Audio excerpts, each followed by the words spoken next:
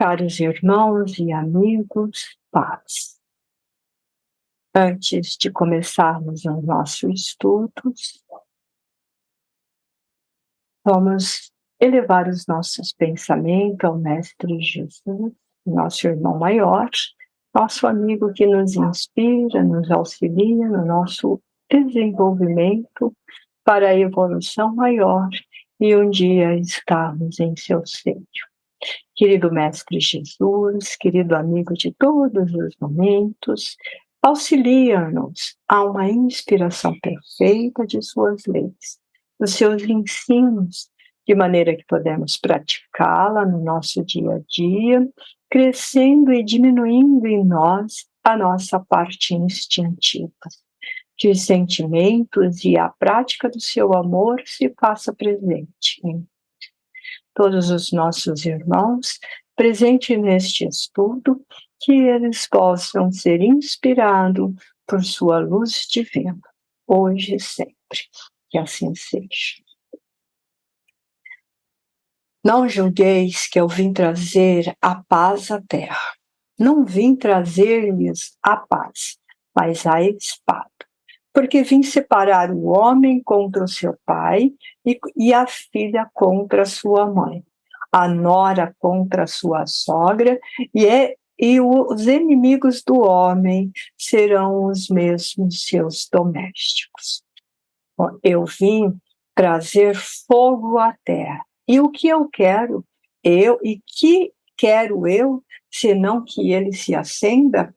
Eu, pois, tenho de ser batizado num batismo que tão grande que não é a minha angústia, até que ela se cumpra. Vós cuidais que eu vim trazer a paz na terra? Não vos digo eu, mas a separação, porque de hoje em diante haverá numa mesma casa 5 pessoas divididas, 3 contra 2 e 2 contra 3.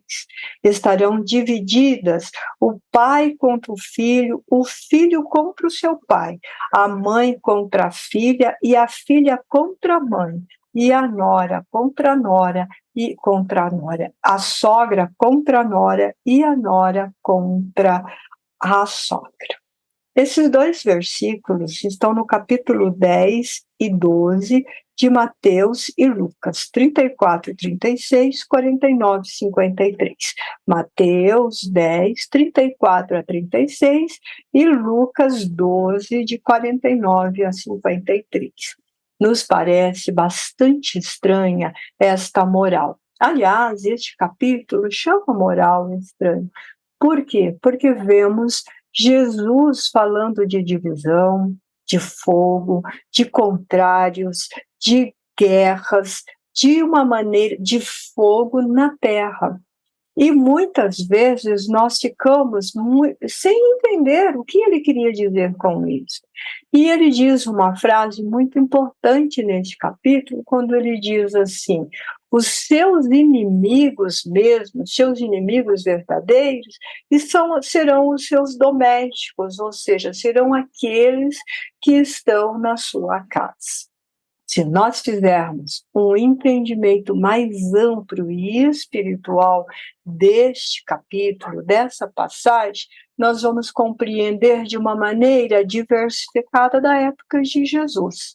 Quando ele estava em carne, ele estava junto com os seus, eles não tinham uma clareza com relação à vida espiritual. Na verdade, o povo de Jesus acreditava que ao morrer eles dormiam um sono em Seol, onde não poderia ser perturbado. Então eles não tinham realmente uma noção do que era uma vida contínua.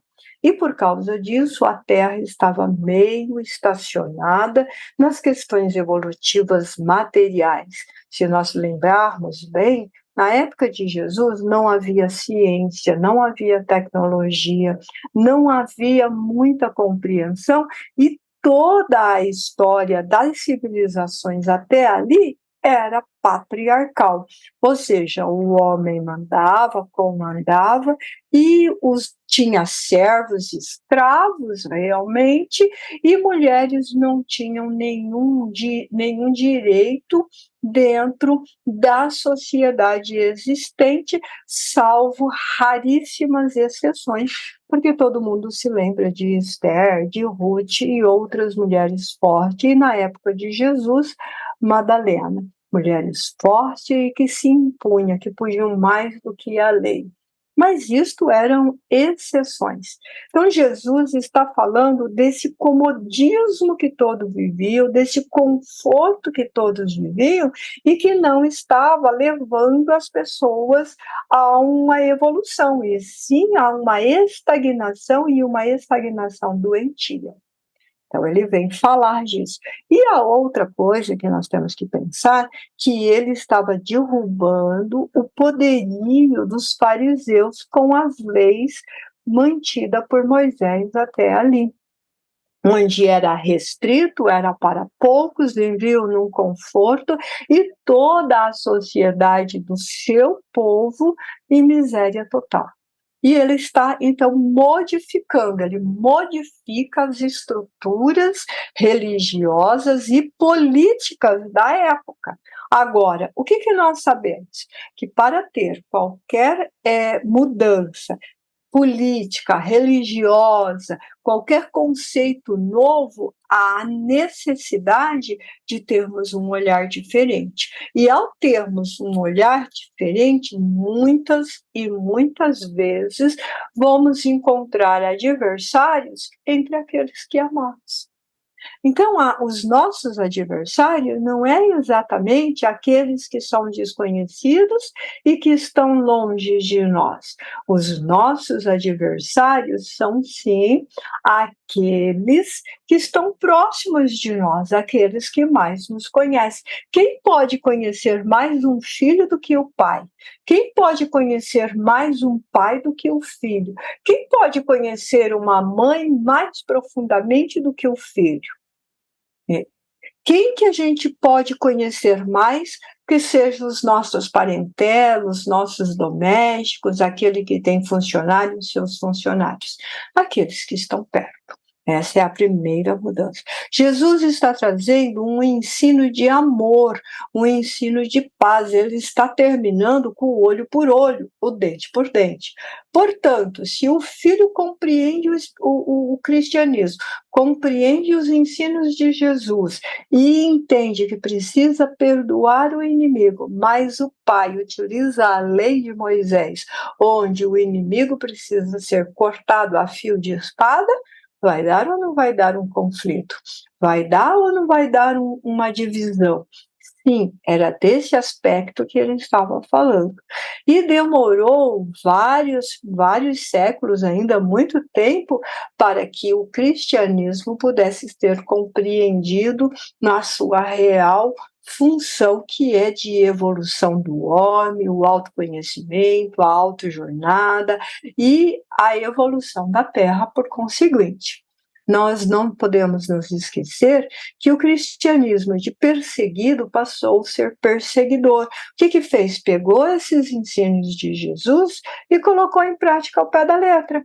Ou seja, começou a matar e criar guerras e construir um tumulto em torno de si, separar mais ainda as famílias em nome de Jesus. E não foi isso que Jesus veio trazer quando ele disse que tinha que atear fogo. Atear fogo é queimar velhos conceitos. Depois, mais à frente, Paulo vai dizer: o homem velho morreu, o homem velho acabou, agora eu sou um homem novo. Do que Paulo estava falando? De que quando ele seguia os preceitos de Moisés, quando ele era um doutor da lei, ele perseguia os cristãos, ele mandava matar, ele mandava prender, e ele tinha um entendimento da lei. No momento que ele conheceu Jesus, ele era um outro ser, um outro homem. Então ele passou do olho por olho, dente por dente, para perdoar o inimigo. Ele passou de que você precisa cortar ao fio da espada o mal, apedrejar, como ele fez com Estevão e muitos outros, porque esse é um único caso registrado, para o amor tudo pode, o amor tudo perdoa, o amor tudo compreende. E isto é a mesma coisa que nós temos que fazer. Nós temos que fazer uma análise quando nós falamos assim, eu sou cristão, eu sou discípulo de Jesus. Quando nós falamos isso, nós estamos asseverando de que nós somos um novo ser, que nós não pertencemos mais àquele homem antigo que éramos, que desejávamos a morte, que perseguia o inimigo, que maltratava, que não perdoava, que arrumava briga a fio de espada. Lembrando Jesus que quando Pedro tirou a espada para lutar com os soldados, ele disse para ele embanhar a espada, porque aquele que feria com a espada seria ferido, mostrando para nós que esse fogo, que essa espada, que essa guerra que ele trouxe é moral, é revolucionária, é dentro de nós, é a nossa mudança, mas não é a mudança para o outro, não é a mudança de fachada, faz de conta que eu sou boa, mas por trás eu faço coisas ruins. Era a mudança real, aquela paz e aquela água viva dele circulando em nós. Então, é dessa moral, é desse fogo permanente, dessa chama que nunca cessa, de renovação e de auto-perdão, que Jesus está falando. Quando o nosso marido, a nossa esposa, o nosso pai, a nossa mãe, os nossos filhos, os nossos domésticos, que está se referindo à nossa parentela, quando eles fazem algo que nos fere, nós devemos pensar que espada que eu vou levantar.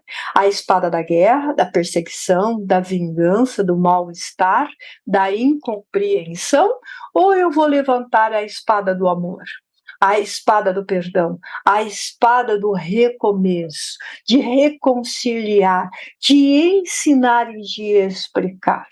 Não se pede cabeça de quem não tem.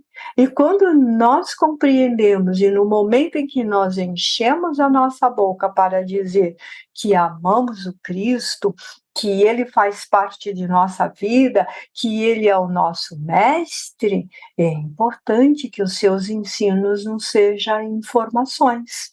Porque se ela for só informações, o que nós estamos fazendo de diferente? Que é uma pergunta que Jesus fez para os seus lá naquele tempo.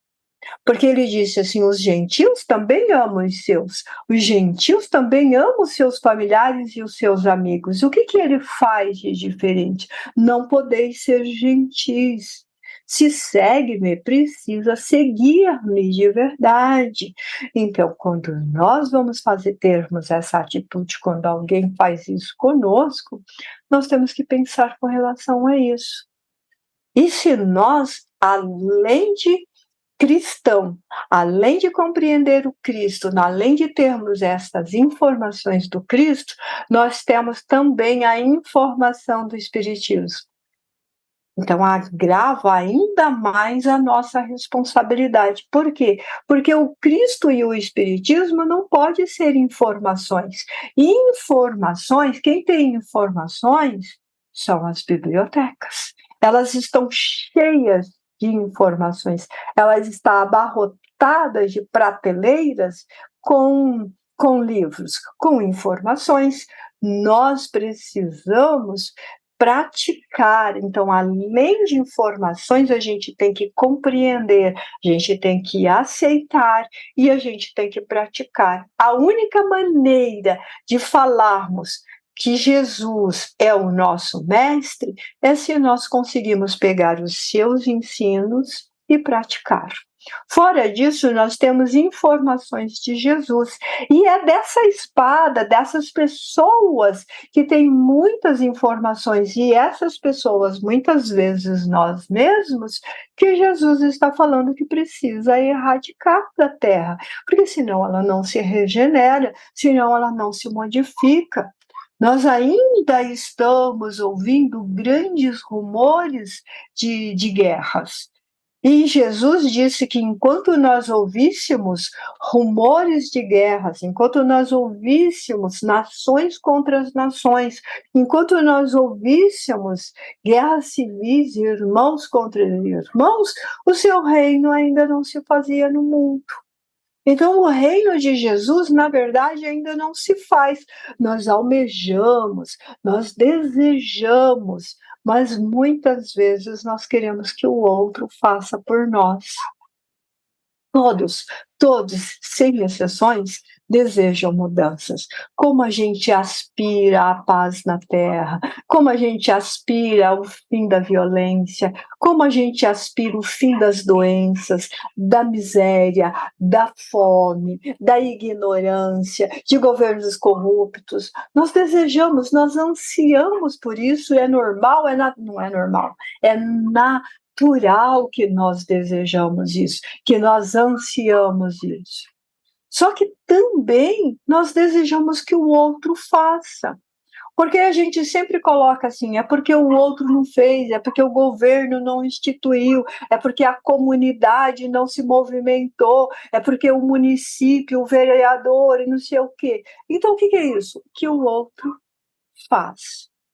E não foi isso que Jesus ensinou, principalmente nesse capítulo aqui.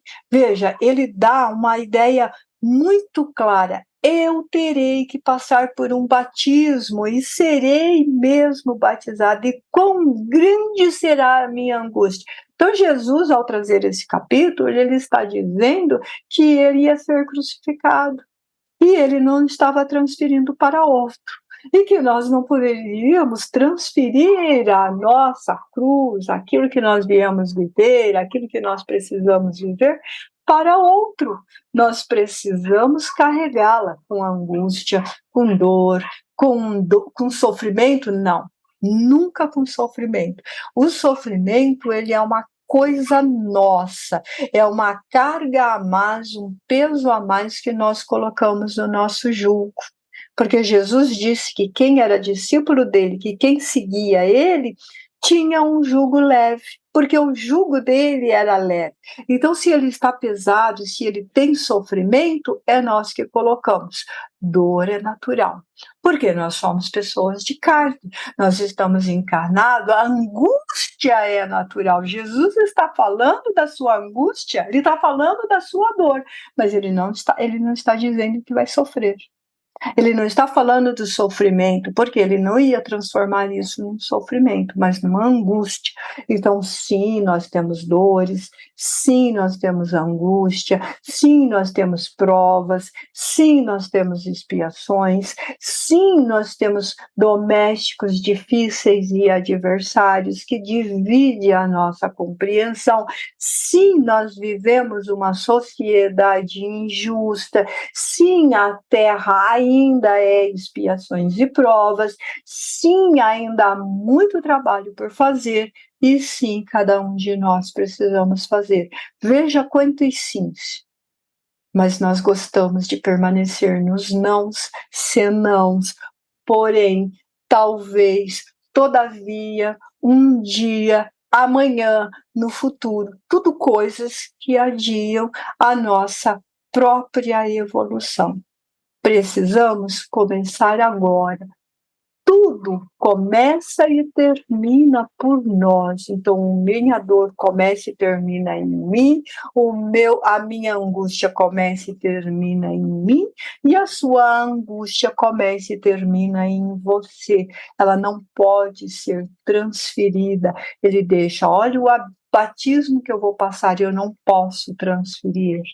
Eu vou passar. E por que eu vou passar? Para que compreendas que a vida é diferente do que você está vivendo, para que compreendas hoje, amanhã e depois que a vida é diferente, para que compreenda que se existimos hoje, nós existimos antes, e se existimos antes e hoje, existiremos depois.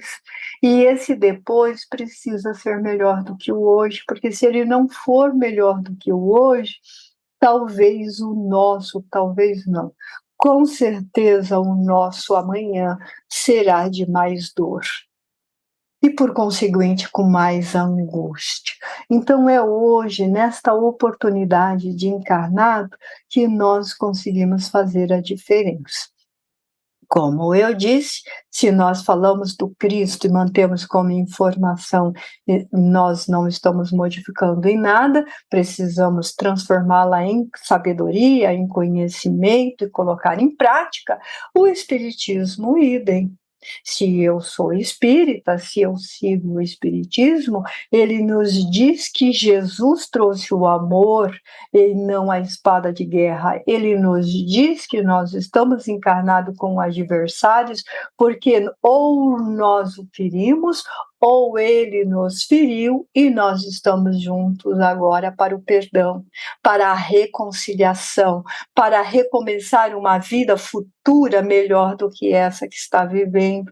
E o Espiritismo nos diz que a cada existência física, a cada etapa que fazemos, é importante que chegamos melhor do que nós viemos. Então, nós encarnamos, é uma experiência na carne, é para experimentar se já conseguimos viver melhor com aquele que, enquanto está a caminho conosco, não é exatamente o nosso amigo. E sim, é com a nossa parentela, é dentro dos nossos familiares, dentro dos nossos domésticos, que eles precisam ficar, e nós precisamos ficar também com eles. Por quê? Porque como é que eu vou reconciliar com o meu adversário, como é que eu vou fazer as pazes com o meu adversário se ele mora em outro país e eu não conheço? Ele precisa estar próximo para que eu possa compreender, aceitar, perdoar e recomeçar. A lei de evolução, no livro, na codificação de Kardec, o livro Céu e Inferno, diz que nós temos o seguinte processo, que a gente erra, comete equívoco e depois a gente se arrepende.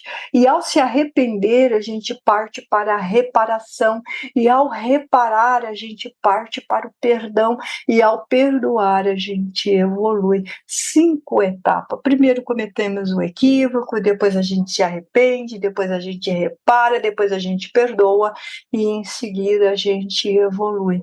Fica aqui a pergunta desse evangelho: em que lugar dessas etapas que nós estamos? Em que lugar é que nós estamos? Estamos cometendo equívoco? Estamos arrependidos? Estamos reparando? Estamos perdoando?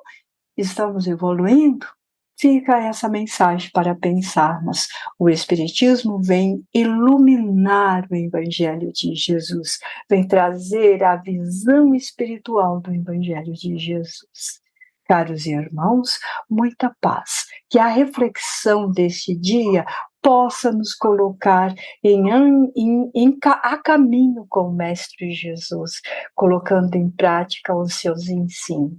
Não podemos chamá-los de mestre e guardar a sua lei, o seu evangelho, a sua boa nova na prateleira da nossa biblioteca. Que o Mestre Jesus, os amigos espirituais, nos envolvam em muita paz e muita luz e muita inspiração, mas também muita coragem para continuar vencendo as nossas dificuldades.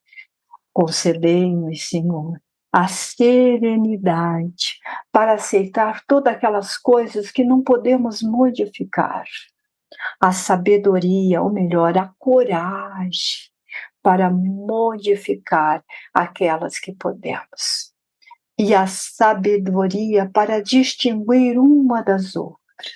Que o seu amor, que os amigos espirituais nos envolvam em imensa paz, não agora, não hoje, mas todos os dias da nossa vida, que é imortal.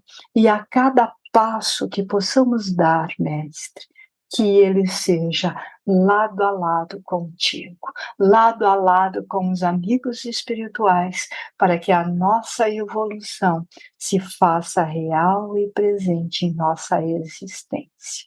Muita paz a todos.